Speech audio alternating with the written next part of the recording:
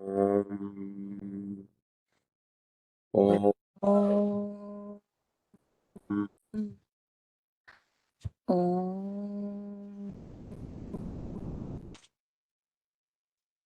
Yeah. Sairam, good morning, everyone. I hope you're all doing well today. Welcome to our presentation by Sai Gangisetty. He's going to um, go over how like his experiences on on the college application process. So Sai is a college freshman. He's who successfully navigated and the challenging process of selecting and applying colleges. So as you're all aware, choosing the college, the right course, and preparing for the application process, it's a daunting task. So having gone through all this, Sai is he's well equipped now to offer us advice and guidance. So, without further ado, I please join me in welcoming Sai and take advantage of this opportunity. Over to you, Sai. okay, thank you, Auntie. Salam, everyone. Just give me a minute. I'm just gonna screen share. Uh,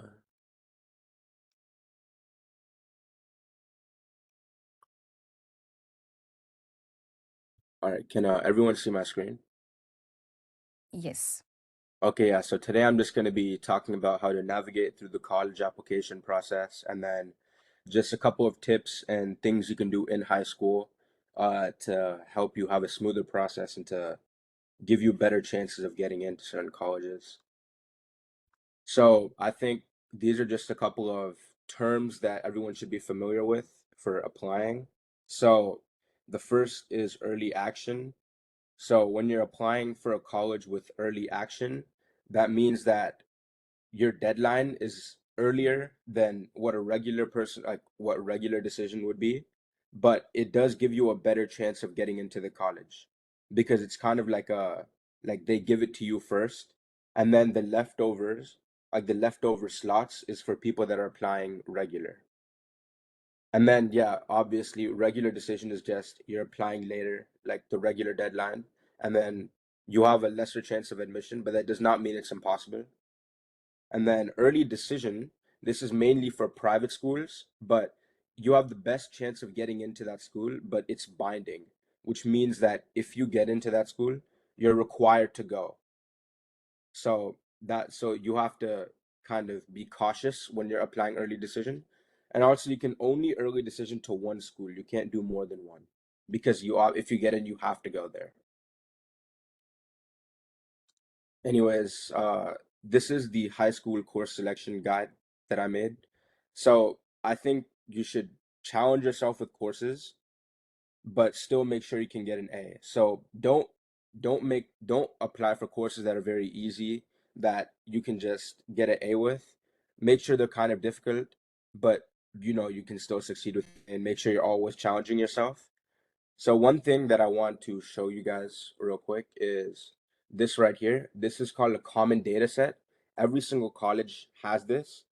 I'm just using Chapel Hills because it's more relevant to everyone here. Uh, can you guys still see my screen? We're not able to see right now. Oh, sorry. Mm. I changed my tab, so I think it X'd out. Give me a moment. Um, sorry. Sorry.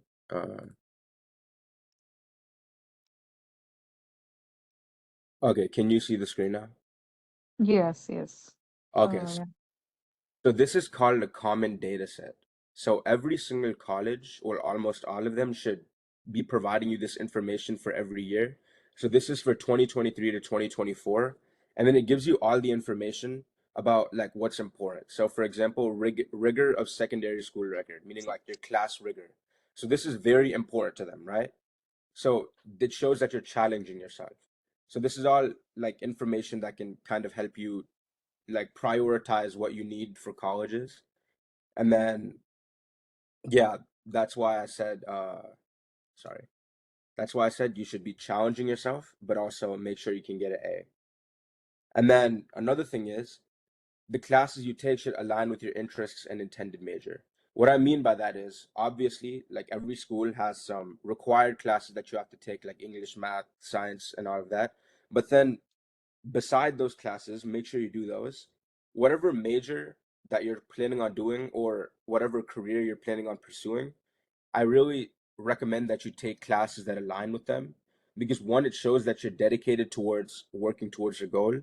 And then two, you can also learn more about it and then kind of have a upper hand when you're going into that field. And then start taking AP classes in 10th grade. So most of the time in ninth grade, they don't let you take AP classes, but as far as I know, for most schools, you can start taking AP classes in 10th grade. So the little guideline I said was 2 to 3 classes, AP classes in 10th grade. Try to do 6 to 8 in 11, and then 6 to 8 in 12th grade. This is obviously depending on like how many classes your school offers.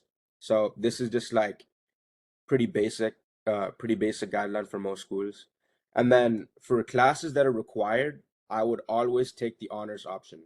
So honors just means like it gives you a higher GPA than a regular class, but most of the time honors is not that much more difficult. So I would always recommend you take the honors option. It's just better for your GPA and like I said, you're going to be challenging yourself.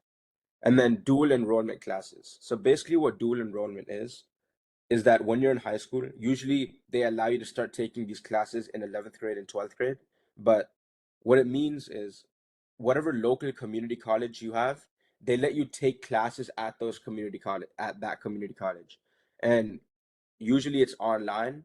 So I would recommend these classes for a couple of reasons. One, it has the same weight as an AP class, so you'll still get a 5.0 for that class. Uh, it shows that you're challenging yourself because you're taking college level classes, and then you're also earning college credits. So, in some cases, you might be able to graduate early for college, or, like maybe exempt an entire semester or exempt some required classes in college. So that's why I really recommend taking dual enrollment classes. And then I would say from the summer of 11th grade to 12th grade, take some dual enrollment classes because that can increase your GPA and you can get more college credits. And then also if you want to, it's going to be a little bit more difficult, but you can take additional periods. So say you have 4 periods in the semester, you can ask to take additional periods and then you can make those dual enrollment. Because they're online, it's not like you have to be at school for them. So you can take like maybe a fifth period and then have it as a dual enrollment period, just so it can help you have a higher GPA and more college credits. And it always just looks better. Like I said, they just want to see you challenging yourself and then still being able to maintain everything like while challenging yourself, if that makes sense. Next, standardized testing, so the ACT or SAT. I would say don't start too early. A lot of people like to start doing prep very early, like even before high school. I would not recommend that. I would learn the curriculum first, and then you can start preparing. Because if you don't know the curriculum and you just start preparing for the SAT, like you're just gonna learn everything all wrong, and then it's gonna just be much harder to reverse that. So to learn, I would say besides what you're doing at school, use Khan Academy, and then with Khan Academy you can learn exactly how the SAT works and then like the structure.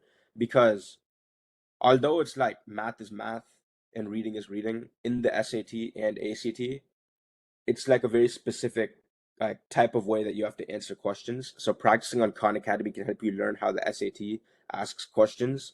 I know it's a little bit different now, it's online, but I'm sure Khan Academy has already updated their stuff for that. And then once you're ready to start actually practicing and starting prep, practice tests are the most important way to win. To do well on the SAT, I'd say practice tests are the best way.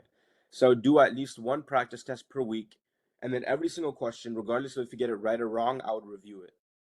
These practice tests, just search up released SAT practice tests, and then these are the real SATs that they've done in the past. So it's actual questions, right? So just practice these and then you review all the questions.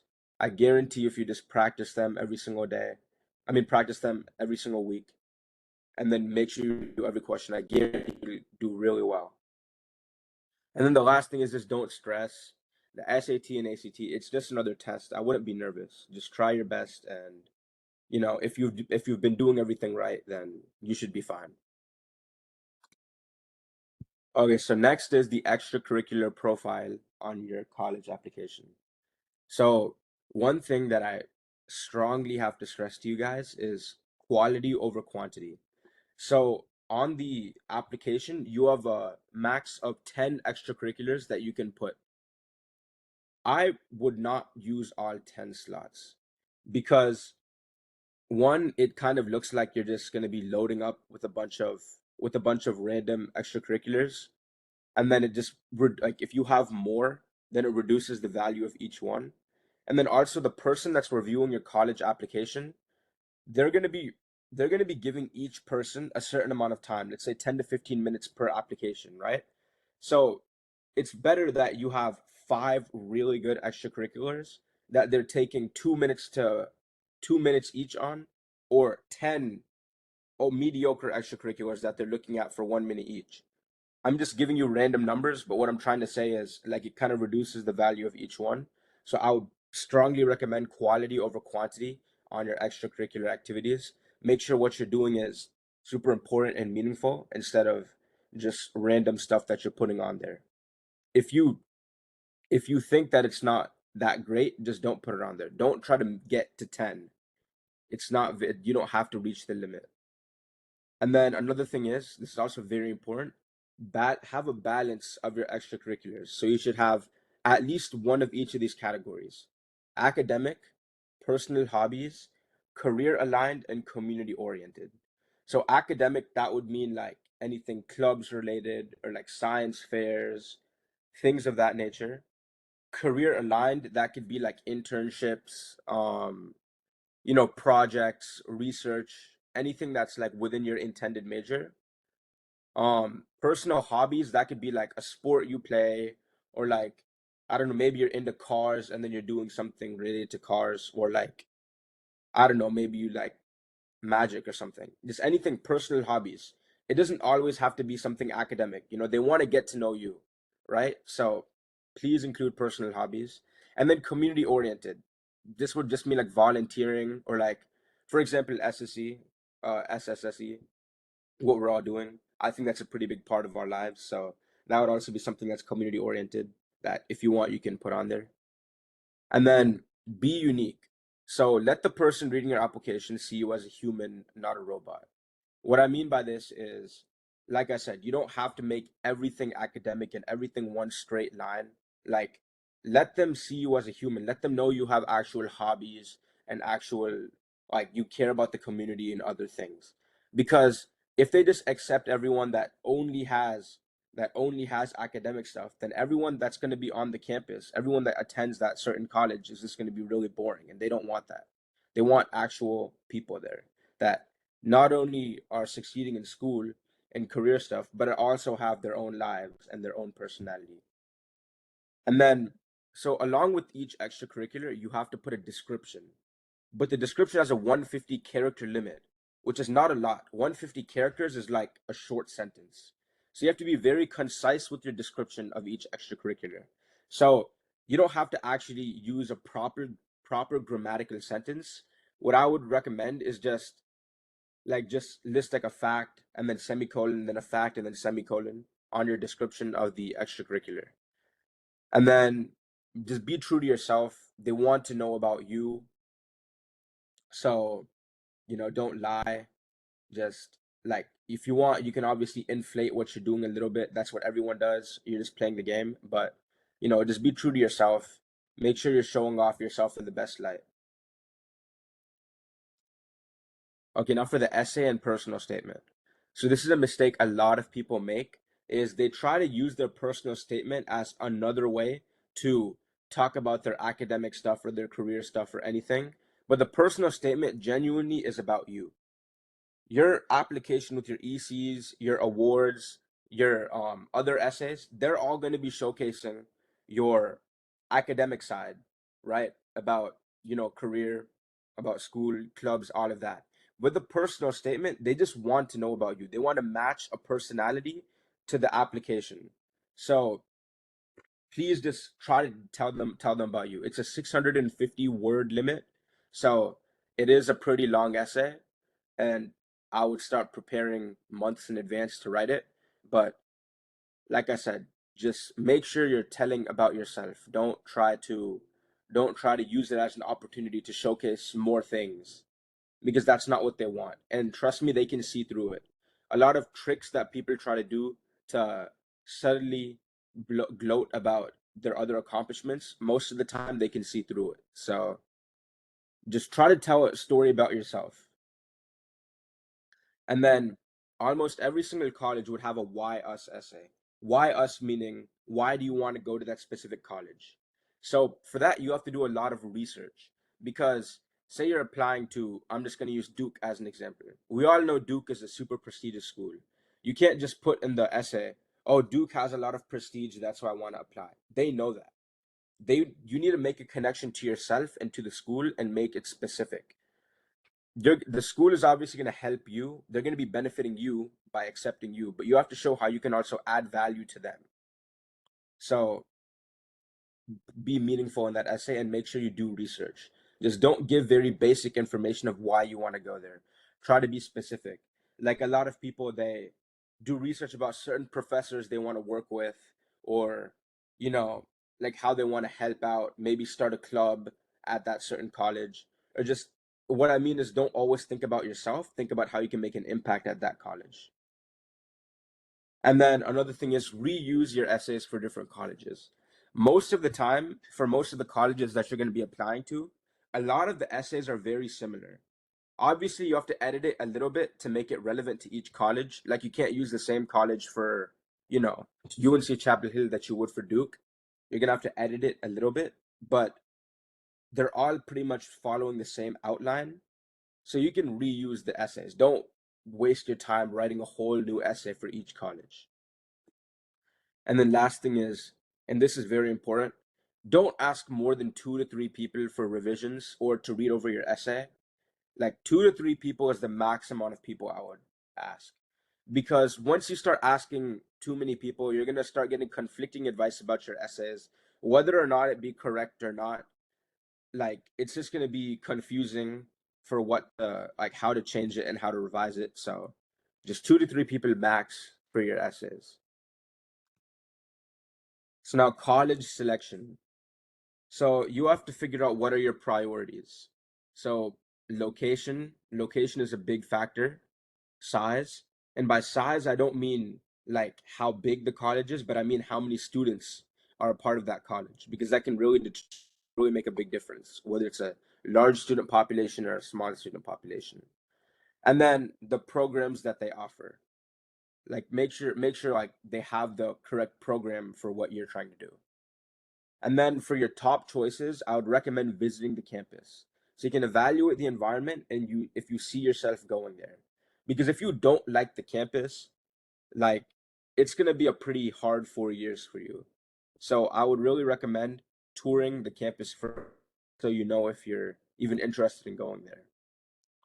And then I would say see the resources depending on your career choice. Like a lot of people are, for example, going into the corporate world for their career, right? So one thing that's really important is alumni, clubs, and company connections. Make sure your college is connected with some good companies just so it's easy to get a job offer once you graduate. Make sure there's strong alumni connections there. Like if you want to go get an internship or if you want to know more about a certain career, you can always contact the alumni. Every college will have an alumni network. So you can always contact the alumni and then they can help you out and then sometimes give you internships as well or give you tips on interviews and everything. So that's really important. And then clubs, because a lot of the time, clubs are a really good way to get to know people and be connected with your career and other companies. And then lastly, compare financials. At the end of the day, a degree is a degree.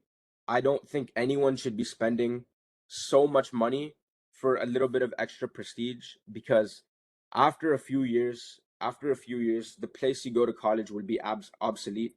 Everything is going to be dependent on job experience. So if you can afford it, you can afford it, of course. But I really wouldn't spend way too much money on a college just because like either way you can get like good education and it's just how you use your opportunities.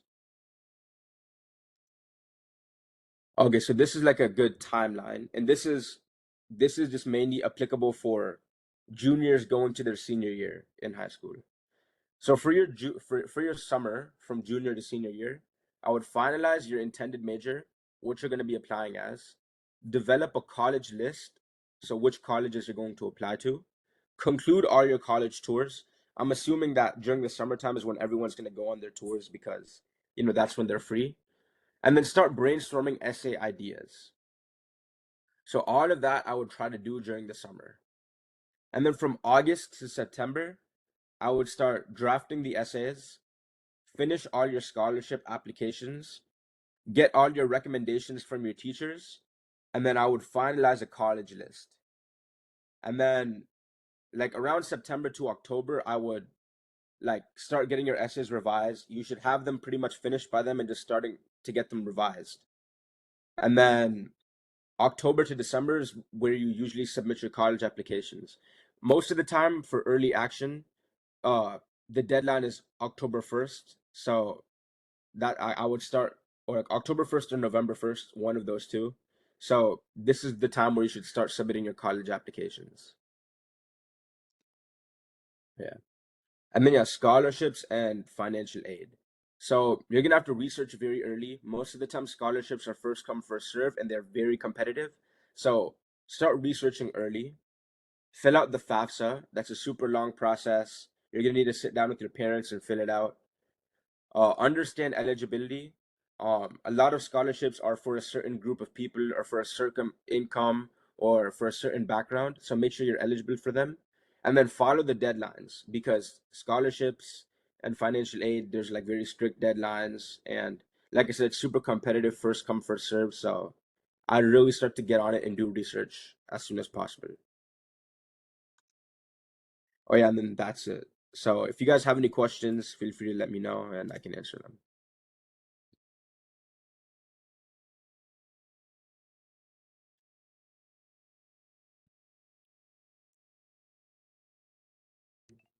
Sai Ram Sai, great presentation. Thank you so much for giving all the inputs. Yeah, no. Question is, I know now probably test scores are again probably coming back on the table. Yeah. Between SAT and ACT, is there something that we need to lean on, or both are good? I mean, how exactly do you make a decision on which part we should pursue for kids? Okay, so both SAT and ACT are important. I don't think like I would not recommend you try to get the highest score on both. I would take both, whichever one you're most comfortable with. I would just focus that one and study that one. They don't want you to submit both scores. Like you can, it's an option, but I would just try to score high on one of them and submit them. They both are important. It's not like one is better than the other. It depends on what's easy for you. ACT is mostly focused on speed. So it's about how fast can you answer the questions. They give you a lot of questions that are usually easier than the SAT questions, but they give you a much shorter amount of time. So it just depends on which one you like better, which one you're better at. That's the one I would submit. Okay, fantastic. Thank you. Yeah, no worries. Does anyone else have any questions?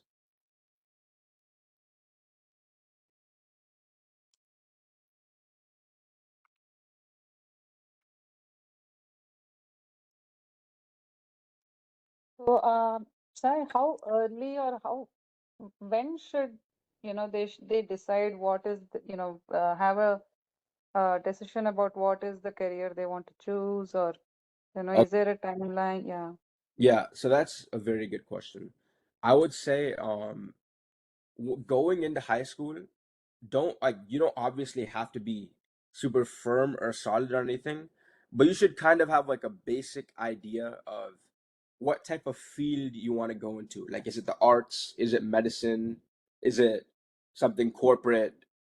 You know what I mean? Like, you don't have Mhm. to know exactly what you're doing, but if if you go into high school with some sort of basic idea or outline of what you want to do, that just makes the process so much easier. Because if you're a ninth grader and you have an idea of what you want to do, you can start your extracurriculars and your classes and whatever you're doing, you can start working towards that as a ninth grader. One thing I will say is the best way I can describe it is let's say you want to be a doctor and that's your goal, right? Does your application show that you're working towards that goal? If I were to have an application and I didn't tell you I was a doctor, are you able to read my application and say, "Hey, this guy wants to be a doctor and he looks very dedicated and determined to that goal." That's kind of what they want to see. So the earlier you can figure it out, the better. Obviously, it's very hard to figure it out by ninth grade. So that's why I would start doing research on your interests pretty early. And if you can try to determine what you want to do by 11th grade, I think uh, that's a very good time. Okay. Thank you. Yeah, no worries. Anyone else? I do have one question here. So it's like, how does it differ from a kid taking an SAT or an ACT from one who does not? Because I'm hearing like SATs have lost their significance because everybody's taking it today. So how would you stand out? I mean, just will an SAT help? Because you do have academics, right? You have your GPAs that's going to support you to tell that you're good you're good in your studies. How does an SAT Yeah. separate you out? Okay, so I think the reason why you're assuming that SAT isn't as important is just because of COVID. It made it SAT was optional for a couple of years, but I'm pretty sure I don't know if it's this year or next year, but they are making it required again. So I think they are still trying to show you that it's important. But one thing I would say is, so it's different for every single school, obviously, but if your academics and everything are good, and if your SAT is kind of on the weaker side, I just wouldn't submit it because that might just like make you look like a worse student. Because the reason why SAT is important is because you don't have to be the smartest person, but you can still get A's in your classes just because like that's just how they work. A lot of people have different methods of getting A's, but like, when you're taking a test, that's just you showing off your knowledge. There's really no other way out of it, right? I mean, obviously there's some scenarios where some people might not be the best test takers, but when you're taking a test, it's like I think it's the best determinant of your intellect, which is why they put so much emphasis on it. But I would say if your SAT isn't as strong as your like GPA or your grades, then I just wouldn't submit it. Does that answer your question? I'm not sure if I answered it properly. Oh no, I get it. Yeah. So you're saying it's like it's take a shot at it and see how it goes. If it works for you, take it. Mm-hmm. Yeah. Sounds Yeah. good. Yeah. Thank you. Mm-hmm. For sure. Anyone else? So I have one question about the dual enrollment courses. So Yeah. are they in addition to the AP courses that students take, or are they like, what, I kind of didn't get it actually. Okay, yeah. I don't think I explained it very well, but so an AP course is just like a college level course that they offer at your high school. Yeah. So so when you take an AP course and then you take the AP exam at the end of the year, that gives you college credit to possibly exempt the course, right? So Okay. dual enrollment is you're taking that class at a college, but you're just doing it online.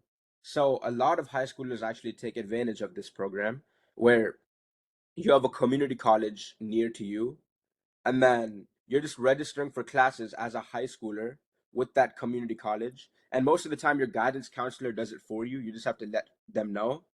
But they have the same weight on your GPA as an AP course. Just for a quick rule of thumb, for a standard GPA scale, at least the one that I know, a regular class is a 4.0, an honors class is a 4.5, and then an AP class is a 5.0. And the dual enrollment class would also be a 5.0. So, say you have 4 periods in a semester, right? You can take a dual enrollment course as a replacement for one of your 4 periods. So the dual enrollment course will be a replacement. So I know a lot of people that actually are only on campus for 2 periods of the day, and then for the remaining 2 periods they come home early, and then they're doing their dual enrollment courses online. So it Yeah. so you're just like doing the courses online through a community college. Like it's just supposed to challenge you, and it's supposed to help you have a wider selection of classes that might not be offered at your school. Okay. Does that answer your question? Yes. Yes. Okay. And could you please share with us this presentation? Yeah, definitely. Thank you. Yeah. Yeah. So does anyone else have any questions?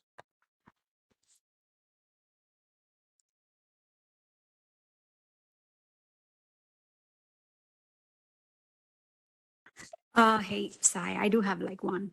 Yeah. You did mention in the high schools if you were supposed to join a club, and you really have to like shine there, right? Because that's when it gets into your college applications, whatever. You just cannot be a part of something. How Yeah. do how would a kid stand out in that case? Like, we know there are dozens of kids, hundreds of kids, everyone competing for the same thing. Yeah. There can be like, say, for instance, there's a club, X club. It can have one president, it can have one vice president, it can have one secretary. Yeah. Right. My understanding is those account for something in the college applications, right? Because if you have been a president or a vice president for a club, Mm-hmm. say there are 15 kids competing for the same position, how do you stand out to be able to get into one of those positions? Okay. So one thing I would say, obviously, there's a little bit of luck in it because you're competing against 15 people. That's less than 10%. That's less than a 10% chance of getting it. But you just have to be like, one thing is you have to be very involved in whatever club you're doing. Anytime they have some sort of volunteering, every meeting you should attend. Um, you should always be going the extra mile, ask if the advisor needs help, always help out the officers, and just go the extra mile. That's one. Two, make sure you educate yourself on whatever the club is regarding. So if it's a club about, I don't know, if it's a club about art, make sure you're still good at it and you know about it and you're able to help people. Make sure you're good at speaking because that's super important, and like being able to take lead. And then like those are just basic tips. But like other than that, it's also just about, you know, it's also luck. Sometimes it's who the advisor likes the most. Yeah. But I would recommend don't limit yourself to just school clubs. You know what I mean? You can do a lot more than just clubs within your school. Like you can have your own individual like projects that you can do outside of school, or some clubs or organizations you can join outside of school or volunteering. Don't limit yourself to just what's within school. So how do I identify those that's outside of school? Okay, I mean, for example, SSC is outside of school. Right? Within this organization, we're doing a lot of volunteering. So that's like an example of something that's outside of school.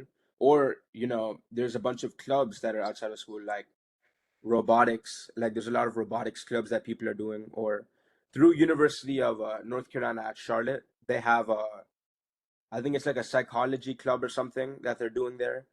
But I guess you just kind of have to ask around or look around.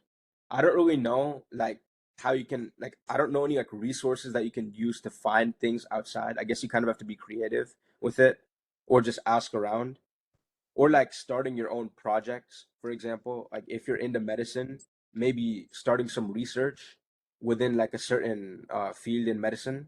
That's something you can do on your own, which looks very good and shows a lot of interest towards that. So your extracurriculars don't have to be limited to just joining a club or just doing something within your school. I think it's actually better that you do things outside of school, because what is extracurricular? Extracurricular is just your life outside of school. Obviously, a club that you're joining in school still falls under that category, but it kind of shows a limited mindset. You know what I mean? You want to stretch yourself outside of school, and you don't always have to do stuff like clubs and organizations. You can also do activities on your own or projects on your own, if that makes sense. Yeah, it sure does. Thank you. Yeah, no worries.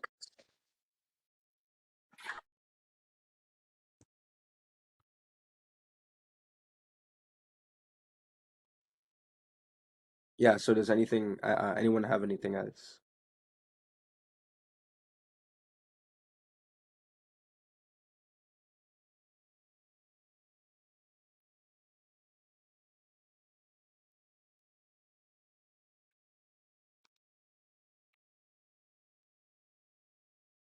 So, Sai, I have a question. How can you decide which community college classes you want to take in high school?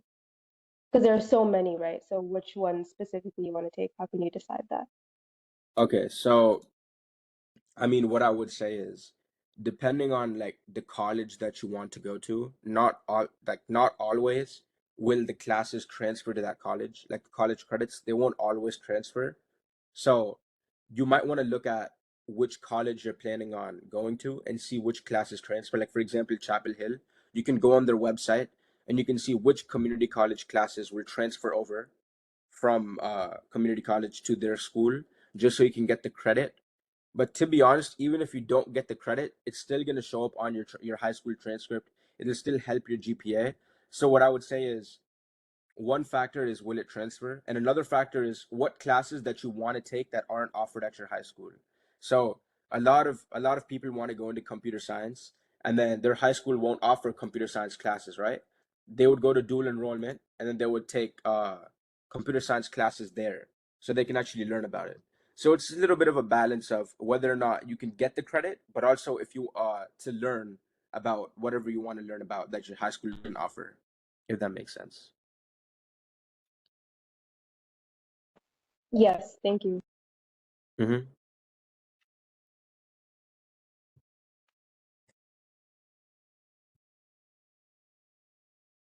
So, anything else from anyone?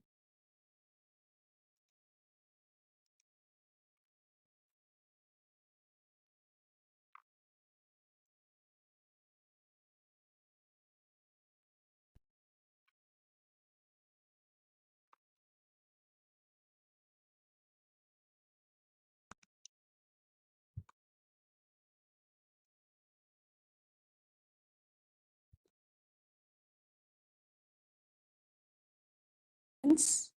Anyone? Okay. Any questions?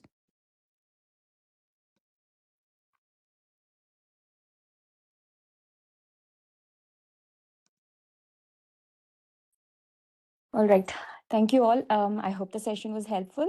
And thank you, Sai, for it was very informative and engaging presentation today. We Yeah, appreciate no worries. it. Mm-hmm. Very grateful for your tips and strategies you provided today. Thank Of you. course. Thank you so Okay, much. yeah. Thank you, Sai. Thank you so We'll much. share with you the recording and the presentation once we're ready. Yeah. Okay. Thank you all. We'll end it with Om Shanti. Okay. Om Um, Shanti Shanti Shanti. Sai Ram. Saram, everyone. Um, Thank you, Sairam.